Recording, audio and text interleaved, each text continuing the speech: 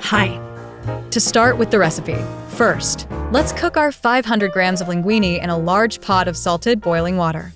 You'll want to cook it until it's al dente, which means it should be firm to the bite. This usually takes about 8 to 10 minutes. A good way to check is to taste a piece.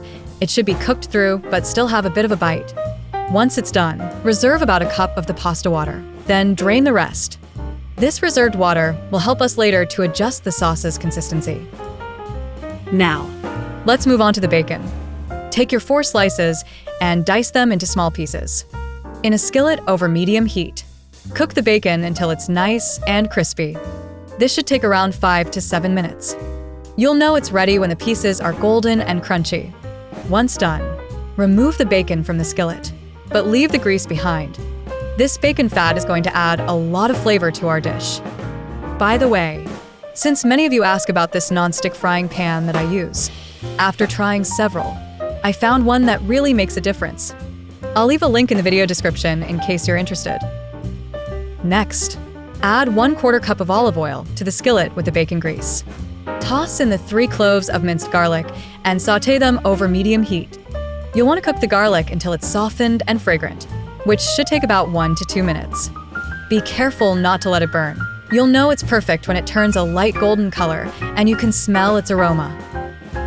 Now, it's time to add 120 grams of butter to the skillet. Stir it around until it's completely melted and starts to lightly brown. This should take about 3 to 4 minutes. The butter will give the sauce a rich, nutty flavor. You'll know it's ready when it has a golden hue and a slightly nutty smell. This step is crucial because it forms the base of our sauce. Let's continue by adding the cooked linguine to the skillet. Toss it well to coat the pasta in the sauce.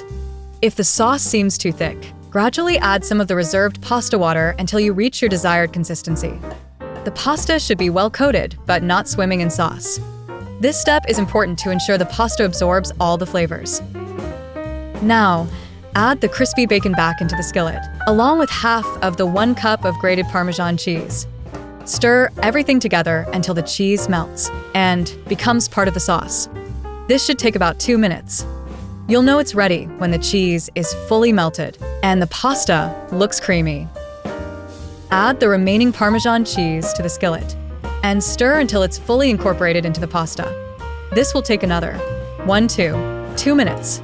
The cheese should melt completely, giving the pasta a rich and creamy texture.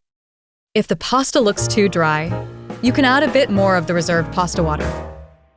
Season the pasta with salt, pepper, and 1/2 teaspoon of red pepper flakes. Squeeze in the juice of half a lemon to add a fresh, tangy flavor. Stir everything together and taste to adjust the seasoning if needed.